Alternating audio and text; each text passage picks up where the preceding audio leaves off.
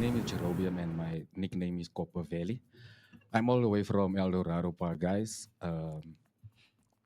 I've been doing comedy like for 8 years. Mhm. It's been a struggle. Comedy is like it's a lonely road. Okay. I am married and I have 3 kids. Mm. So it's even more difficult doing comedy. Yeah. But being from El Dorado Park and you doing comedy is mostly people's perception about who you are and what you're gonna talk about. But basically, what I talk about is more of like just being trying to be funny. I won't say trying to be funny. I've been funny, Mm. but since became a comedian, things change around you and you become actually more um, mature at what you're doing. Yeah. Yeah. And for me, comedy is more like it's history with some punchlines and with Mm. Yeah. funny stories. But what I can say about my style is a little bit different. It's mostly some of it's like one-liners, Mm. and it's more like I change some of my stuff. Also now I'm talking more about my age Yeah. and what people my age go through. Yeah. But when people see me on stage and after the set, they like, we don't believe you. You just because so this is a comedy show, so you just make jokes. I'm like, no, guys, that's the truth. Yeah. Yeah. But basically, and I have some of my jokes about family, but I don't talk.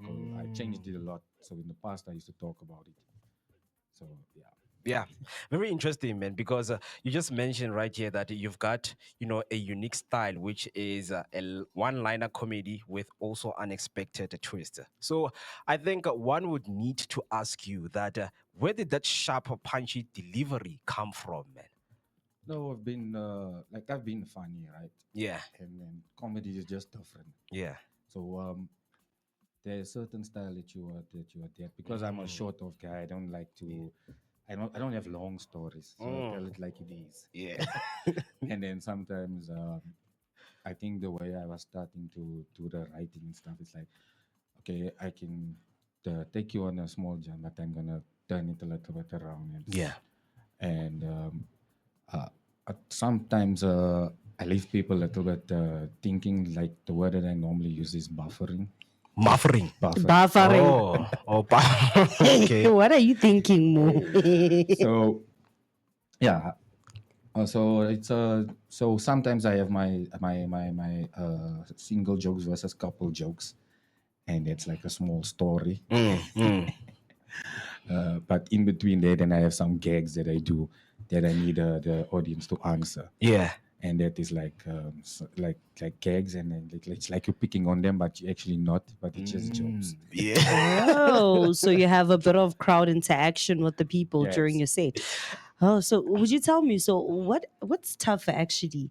Cracking up a comedy crowd or waking up on a Monday for that morning meeting in the banking industry? Or waking up in the morning for meetings. Like just send an email. No, but you have to. I mean, the kids Yeah. needs to eat. Hey? Yeah. They have to, man. They have to. Unfortunately, we comedians, some of us have a day job that we need to. Otherwise, it will be bad outside because Yeah. the industry is bad after COVID. Mm, So we're trying to get comedy back on track, yeah. which is very hard work. Yeah. Yeah. So I think with that, speaking of as a comedian, you also need to have a day job. I think it's something that we also need to speak about, man, in terms of balancing, because we see, man, there are other people who are doing well in the comedic industry, right? So now I just want us to go back into you growing up and. Also, growing up in your community, was it something that you always wanted to do to say, you know what, being a comedian is something that I want to grow up to do, or it's something that just came out as a natural? Now, growing up, I used to do a lot of stuff. I used to be in athletics. I used to play soccer. Mm, I never did any drama and stuff. I used yeah. to be shy to talk in front of people. Hmm. It was so funny. But the thing is, when we like in a crew, I used to roast the guys always. Yeah. Used to make jokes and stuff. And then as time went on, my brother became a rapper. And he was like on stage all the time, and he was like, you know what, you make people laugh all the time. Why don't you go do it on stage? Let's see, do you Wow. have it? Yeah. And yeah, ever since I've been doing it. But the first time I was so nervous, I did it in Afrikaans. Yeah. Wait, was it hard for the crowd to actually get the Yeah, jokes because you did the first act in Afrikaans? No, I wouldn't actually say that because it was mostly Afrikaans people. But the things that I was doing and trying, I forgot everything that I prepared, so I did my own type of it. Yeah. So now, where do you Hey. get the guts, man? Like, that thing, the braveness and the courage to say, your brother's like, ah, man, just go and try it. Where is that courage coming from to you going to the stage and making the crowd laugh, man? Yeah, that just came naturally afterwards. Okay. Yeah, it's still nervous every time because Yeah. if you don't get nervous, I think then it's not gonna be good. And sometimes it also pushes you to do better on stage. Yeah. Yeah, Yeah. because it's hard trying to win a crowd over. Yeah. But the best thing is you need to win the crowd over in that first minute.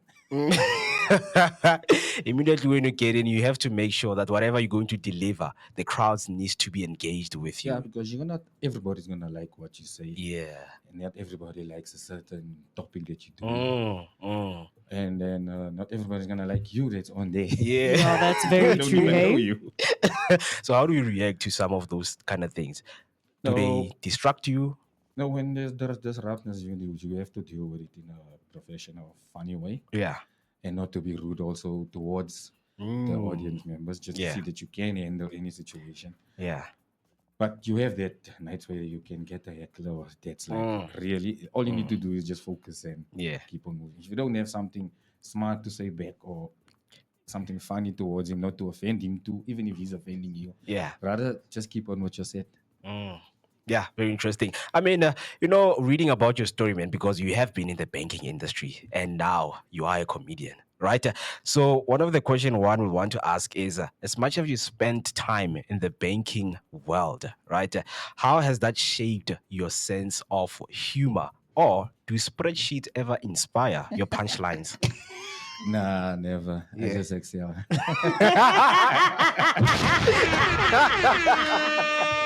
I think in banking, in corporate, right, it's Yeah. different. But the people that I work with, most of them know me and my type of personality that I have. Yeah.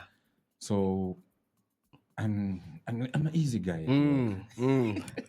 And then, speaking of easy, man, has anyone came to you after the show and asked you, hey, man, actually, you did my home loan last year? No, I don't talk about my work in my sense.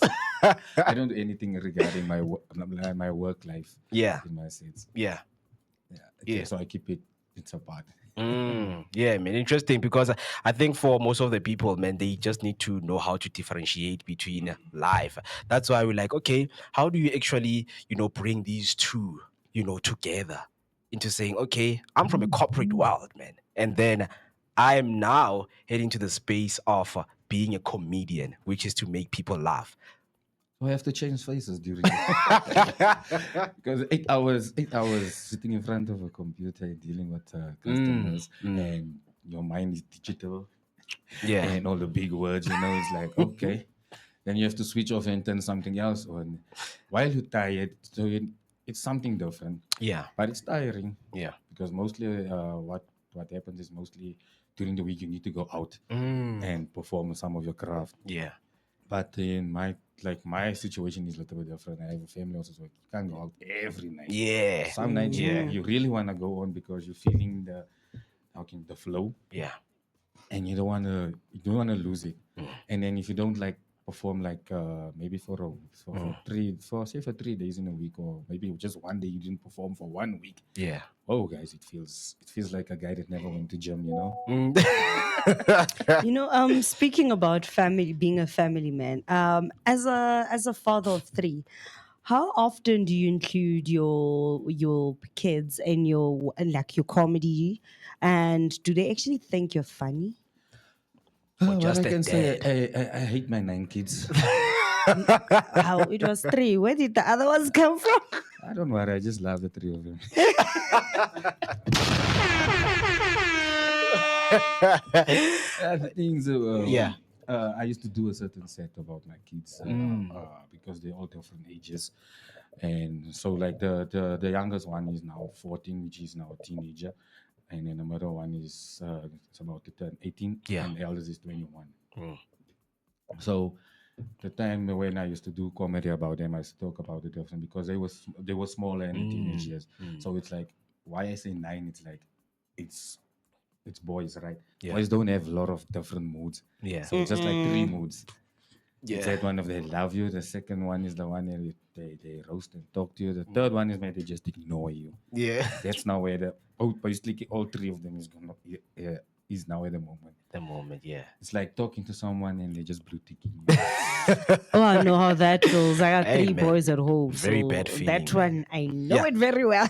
So let's get into our socials right there. I have a Theo the Peggy Jagala saying the funny hustler in the house, Grappies galore. Are you familiar with Theo? We do a lot of shows together. Perform together. Very interesting, man, to see you guys connecting right here. And then I have Janudine Calcutta saying, shout out to Koppeveli. That's my brother. Shout out to Which you, one, the man. rapper? Yes. Yeah. Is he still rapping? I don't know what he's doing. Yeah, maybe he's just rapping paper now. I mean, if he does. At ENCN. I mean, if he still does, man, he's gonna drop some few bars right there in the comment section, right, Jeno? And then I have Miss Nadia Bailings saying, "Good morning, people. Shout out to Koppeveli. Shout out to you, man. Very good shout out. Shout out to you guys too. Yeah, man. And I still have some people, man, commenting about this weed thing. So Katie saying, "Hi guys, weed gets people high, paranoid, hungry, and sometimes sleepy. So it doesn't hit the same for everybody. Anyways, good morning. Hashtag Vooka Breakfast Show. Revugile.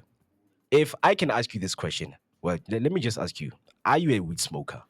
No, but sometimes I do. Then, do you get high jokes? Eh? Yeah, Yeah, when the people say hi, I say hi back.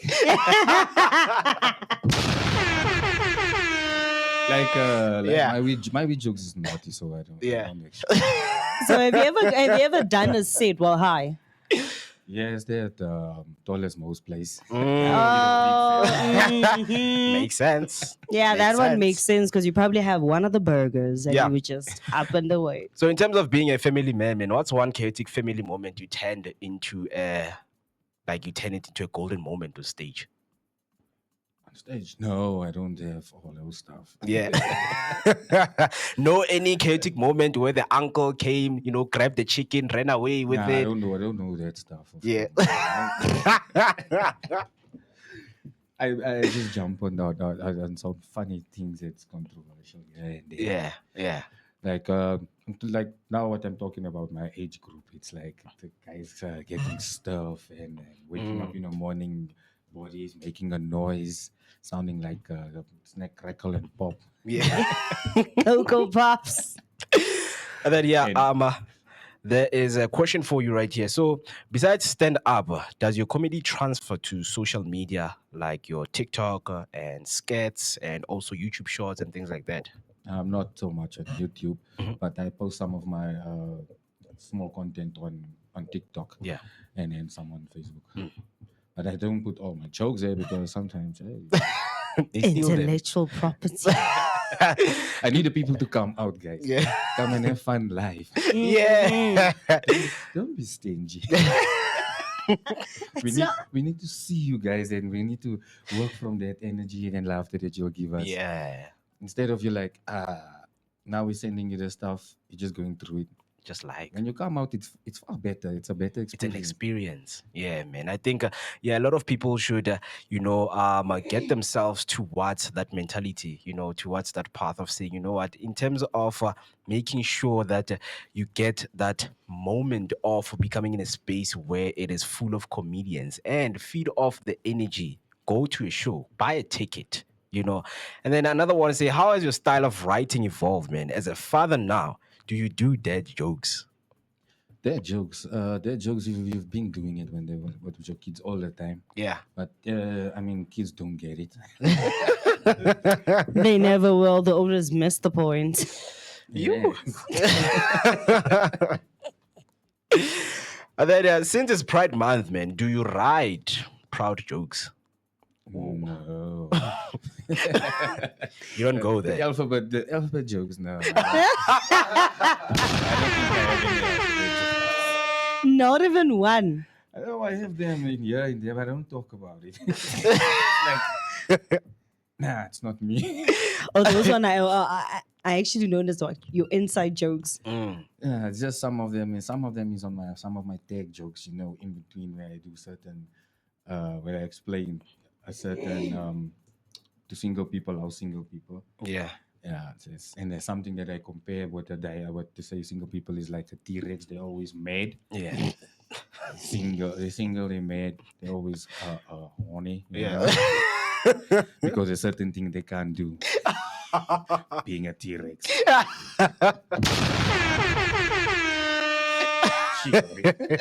Hey, man. So now, man, a lot of comedians they have came here in the show, and we have spoke about being and dying on stage. Have you ever had one of those experiences where you just die on stage? My jokes is like Jason, guys. I die, but then I don't die. Wow. Woo! But the thing, I don't know. Some people take it personal when you die on stage. It's just that you learn from something. Maybe you choose the wrong set on the night. Yeah.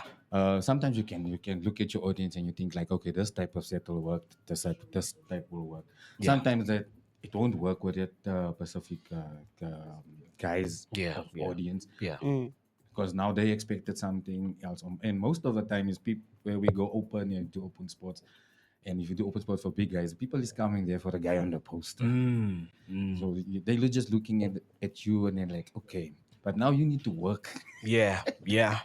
But it depends on how you screen the room and read the room to choose a certain set that you're going with. Yeah. And then that's how you work. But if you die, it's not the end of the world. Yeah. It's not like the mic is choking you. It's not. You have to just get up and do it again. Yeah. But if certain jokes don't work, I won't say like most people say, nah, throw that joke away. Yeah, Sometimes maybe you can just polish that joke and just throw it in the middle of a set again. Yeah. But for me, it's like you will have your bad nights and you'll have your good nights. That's for any entertainer. Yeah. But like people are like, yeah, you need to kill. Sometimes it's not just about killing. It's about the moment and what can I say? People enjoy you too. Yeah. It's just that you feel like you maybe like you died, but then you didn't die. And sometimes you feel like you killed, and that's when you mostly died. Yeah. Yeah. So you mentioning right now that you have been opening for some of the big names, right? So in terms of the big names, what's one lesson you've learned backstage that changed your game as a comedian now? No, you learn every time. Yeah. So I won't say that you learn every time when you're in the room with the guys. The one thing that's nice when you're with the guys in the backstage or wherever. Yeah. It's like you can be nervous, right? And then but you try not to get in your zone. There's always gonna be one or two of us that's gonna like distract you. But sometimes that distraction is also good because it's making you comfortable before you go on stage. And then you even forget to say, hey, I must jump. And by the time you get on, it's like you had a better performance than just going out, zoning out, and then stressing what you're gonna do. And Yeah. then Yeah. the guys made you more comfortable. And then whatever you all talked about, it's just like you just work on it every time. So some guys will give you insights to say, okay, how you can do your job better or just make a better delivery. Yeah. You listen to it and you work on it and then you try it out. Yeah. It works. You keep on doing Keep it. on doing it. Yeah. Hey, so I saw that the guys went through like your Facebook page, and I saw that you were on the Savannah Comedic Awards, right? No, I just tried. Well, you tried, but so far, do you think that having only the Savannah Comedian Awards is enough exposure for South African comedians, or we need to have literally more award ceremonies popping up so we can grow the comedic culture in South Africa? I think more would be great, and will also be an advantage for us in growing the industry again. Yeah. Because Savannah is the only one like nationally growing the whole South Africa, Yeah. and then each and every province has their own Yeah. certain. Like in Cape Town, they have the Jive Comedy Festival. I don't know if you guys heard about it. In Joburg, the only thing is like Savannah. Yeah. And we can actually include the one in Joburg because Savannah is more national than Yeah. regional. Yeah. Yeah. So original one in Joburg is actually there's not a. I don't think there's anything. Mm. I don't know if you guys ever heard about it. If you Yeah. heard anything, please let us know. Yeah, definitely, man. We'll spread the word for you. So now, is there such a thing as a lazy comedian? Right. I ask because for 4 years, a person is performing the same set. How often is a refresh needed? No, I think it depends on the individual. Yeah. Like you have to write, and you have to try the new stuff. Yeah. And I think some people feel I can like you guys were talking about dying on stage. Some people really take it Personal. badly, Yeah. and you don't see them anymore. They even disappear. Yeah. But what from my side is like I said, there's different things that you work on, and then you have to have your killer sets. Okay. Like even if you just try maybe one of your one man shows, like I did two one man shows and I did a 2 man show. Yeah.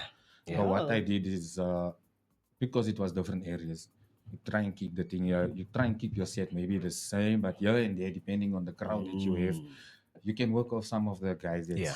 that you maybe talking to on stage. Yeah. And then you can have a different type of a topic. And if that thing works and you still remember it or you did record it, you can work a different set out of it, Yeah. out of a certain topic. Mm.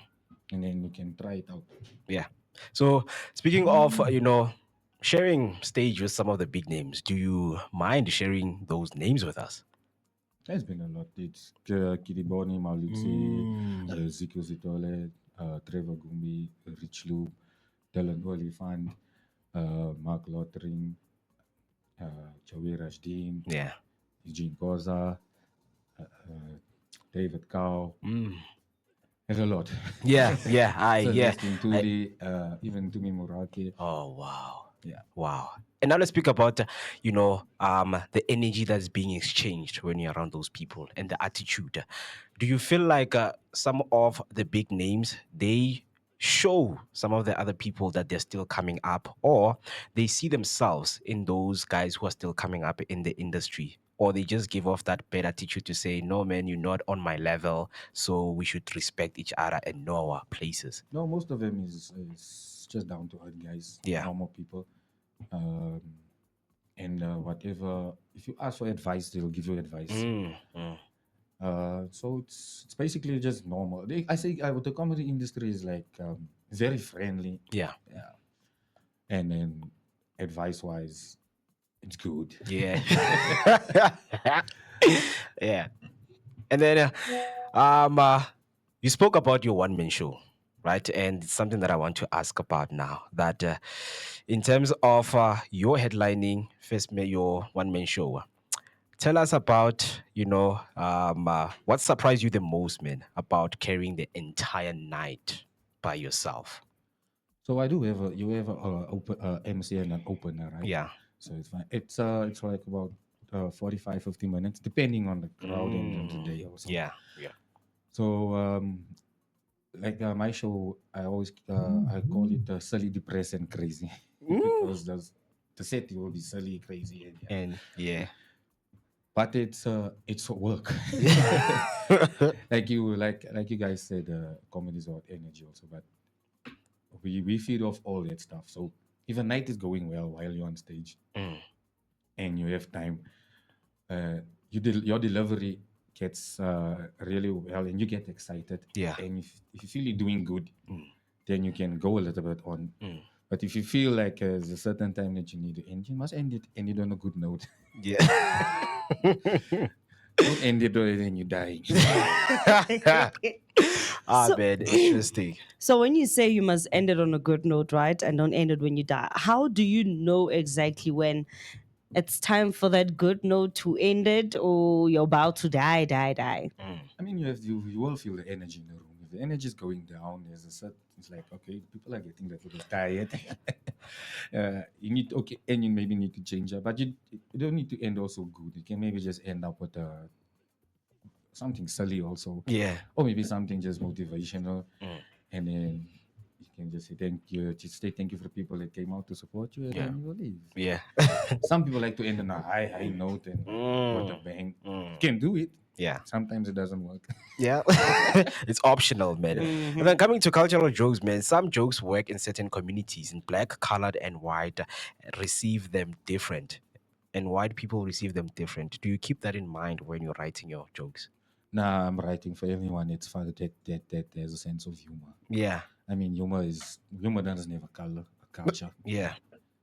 Because I mean, we all basically have a different experience of what happened on a certain topic. Mm. If you talk about diet, think about it. Everyone went to diet. Yeah. Everybody ate the scale. Yeah. That thing makes you fat. Talking about going into shopping, talking about the long queues and the broken trolley. Yeah. Everybody has that. Yeah, we do have A one of car those. Eh? declining. Well, fortunately for me, because I don't like paying with my card, I've never had to experience Yeah. that. Yeah, and the other thing to going into hospitals. Everybody experienced someone dying in front of them. Yeah. Going Yeah. to wash a dead person. It's I'm just experiences that people go through in the normal. Like, don't you have friends that's a mortician? It's like a beautician, right? Yo, Anne. You know, Anne. people go out. Beautiful days. Did you guys was talking about that? You know, I actually had a friend who actually owns Wow. a mortuary. Can I tell you? I am very specific. I even tell them, no, when you come see me, don't use the car that you normally use to literally to Put on dead people. I'm like, "Uzongifakela trauma. No. You're gonna traumatize me. Don't do that. Even visiting, even when I go to visit my friend, I'm like, first of all, are you coming from work or you coming from home? It's like I'm coming from work. I'm like, go to your house, take a bath, and then come see me first. There's nothing wrong. It's just a job. Yeah. I know it's just a job, but we're not the same. Because even for me, they know that at home, when there's Yeah. somebody passed away, I don't do that thing of viewing their body. They must leave me alone from. Hey, I mean, it's a sign, man. If your boyfriend comes, to fetch you with a hash, it means the relationship is dead, guys. Like he's trying to show you some signs Wow, Mo. that, come on, man. Already we are in this car, Wow, and whatever we're trying Mo. to have, it's dead. Wow, Right. Mo. But yeah, man. In terms of you doing comedy, man, do you use comedy to address like serious issues and topics that are going on around? Serious topics. Yeah. I mean, I'm never serious. I'm only serious today in the interview. I see these people that say, they never saw me so Yeah. so Yeah. shy.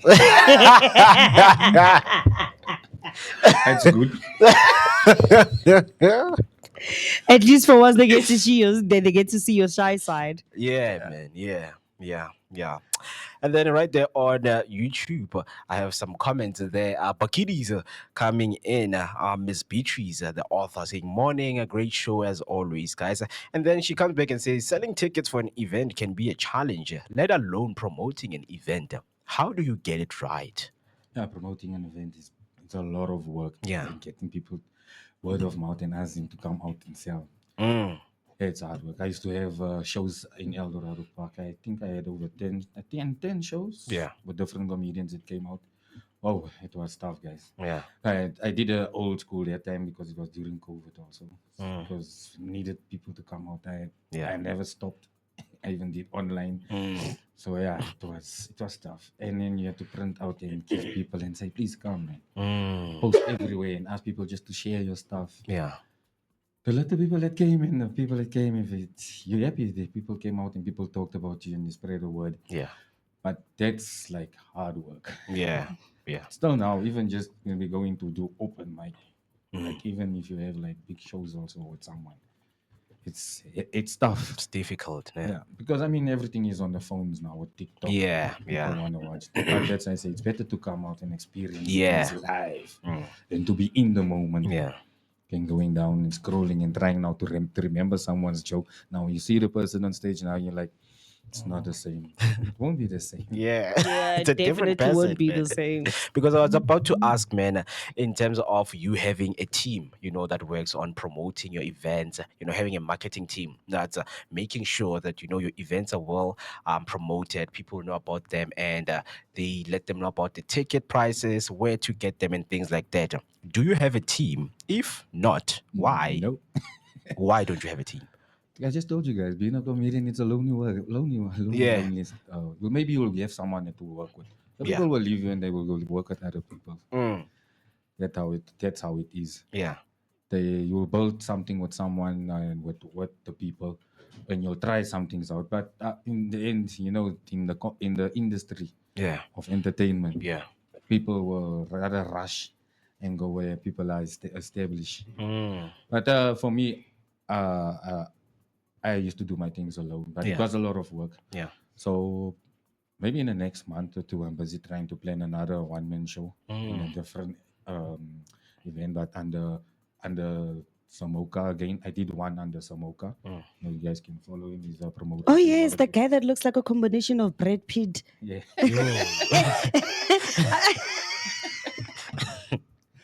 So he does a lot of comedy, promoting a lot of comedy shows. Yeah. But it's basically mostly the big guys. But if you want to do something under his name, you can do it. But you have to promote yourself heavy because remember, like I said, you're unknown. Yeah. And you have Yeah. to work out to get people out there. You need to believe in yourself. If it will take years, but anyway, the journey is all right. It keeps me Yeah. busy. No, hopefully And it one keeps day me- we'll have him here, hey? When you speak about Brad Pitt, you have resemblance of, I don't know if you know Rami Augustine, man. Augustine, who's that? Rami Augustine, the guy from Bliss Patrol, man. As Joey, man. Where can I? Joey. Rashdin. Rami Augustine. Rami, RUMMY. I just want, our technicals to show Joey Rami Rasdin is probably Augustine. there. Rami Augustine. Most Check of out the Rami time, Augustine, guys. I think I'm a Joey Rashdin when I walk into a room. Yeah, you're probably like the younger version of Joey Rasdin. Check. Nah, I'm just the Timo version. Yeah, Augustine, AUGUSTINE. Augustine. Yeah, RUMMY. He was in Bliss Patrol as Joey Rasdin, man. If you can pull up that picture right now, trust me. Trust me, man. Yeah, the people also need to see this reference here. Do you see that picture? That's Joey Rashdin. Yeah, Joey Rasdin. I'm calling him with the. And I'm also saying at this moment, like, no, you look like the younger version of Joey Rasdin. Joey Rasdin. I mean, Yeah. I'm using his character name in Bliss Oh, Patrol. it's Joey Rami Augustine. Oh my goodness. Yeah, man. Joey Rasdin, man. He's a nice, funny guy. Are you maybe guys connected or part Maybe of that cousin from that there. cousins we related? just did a few shows together. And I bet you probably had the audience confused, like, are we watching Back to the Future Yeah, here or man. Back to the Past? Some 'Cause when people you- are confused. Because when you work with, I'm like, did you change your name? What's going on? Is it me or you are rebranding? Because people can rebrand, man. Yeah, they definitely Yeah. can actually. But yeah. So another one that I just want to ask you is that when it comes to doing stand-up set in any unusual location, right? Bank queue, church meeting, or school parents' evening, where would you go and why? So again, which meeting? Bank meeting. It's a bank queue, right? We have a queue at the bank queue. bank? A queue at the a bank. queue at the bank. If you could do a stand-up set, I'd rather go to church. why church? Eh? Why church? People there need some comforting. I'll just have some weed before I go sleep. It will be a spiritual journey.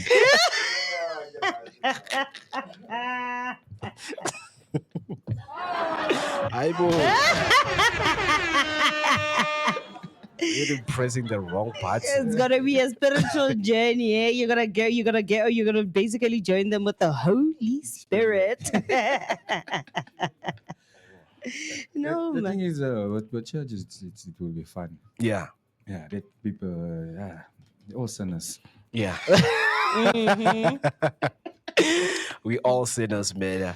But yeah, man, before we conclude our conversation, I think the most important thing right now is to spread the word, to some of the comedians up there, who are lacking motivation, who are also lacking that courage, to go in the space and fulfill their dreams of becoming comedians.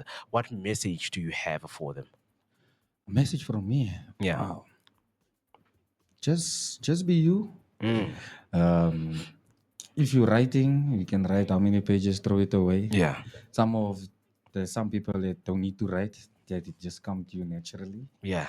But what I can say from my side is just keep on going and enjoy the journey. And things is not just gonna happen like instantly. Mm. It's not how can I say? It's a tough journey, Yeah. but make some connections as you go. Mm. Some people will make it before you. Some people will not make it before you. It will take maybe longer to make it, but all I can say it's a tough road, but Yeah. it's nice. Yeah. And then the last one, man, what keeps you motivated and to keep on going? I have a lot of stress. Minus the What stress. minus the stress is like I like seeing people laugh Yeah. and enjoy themselves. We all got different issues in life, Mm. but coming to a comedy show, we like therapists, so we we're gonna make you laugh at things that we also go through, and you'll be like, I'm not the only one, Yeah. Mm. Yeah. and you'll be looking at it also in a funny way, like I can get through this. Mm. So that's what I'm saying, guys. I'm a silly, depressed, and crazy comedian. So yeah, Yeah. Yeah. you never know what's gonna happen. Never let them know your next move, man. So, yeah, man. So, if people want to get in touch with you in terms of bookings and everything, where can they find you? On my socials, Jerobeam James Koppeveli is on Facebook. My Instagram handle is Koppeveli comedian with a K Yeah. underscore, and on TikTok it's just Koppeveli. Yeah. Ah, man, thank you so much, man, for taking your time to come here and join us and share this beautiful moment and, the journey that you have been through with us right here on the Vooka Breakfast Show, man. Just want to thank you guys for inviting me. Thank you for Yeah, letting me come here and show my face for radio. yeah. It's only a pleasure. Hey, it's only a pleasure. Yeah, I can leave you with a thoughtful joke if you don't mind, but it's not so Yeah. heavy. Like I like to tell the people, like my jokes is like a person with a healthy pair of kidneys. Not everybody has it.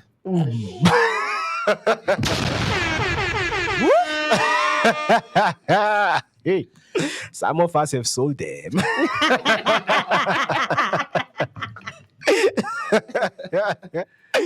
Oh man, it was wonderful, man. It was wonderful having you. We wish that you can come back next time. And what's next for you, man? What's next for you? Do you have any shows coming that people can look up to? No shows currently. Yeah. So we go out. There's few shows happening every week. Monday night comedy. It's where open mics happen. Wednesday nights there's comedies at the Kitcheners, at King's Crown. It depends who else have comedy. There's a comedy show today with Kirky Bonnie, Pravesh, and Chris Mpanya. They at the Hard Rock Cafe. And then tomorrow there's Eugene Gozas at the Vach. Friday, I'm not sure where is any gigs, but every week there's gigs. And then there's open mic at the Baba Black Sheep Yeah. in was it Rosebank? Rosebank. Yeah. Ladies and gentlemen, Koppeveli right here on the Vooka Breakfast Show.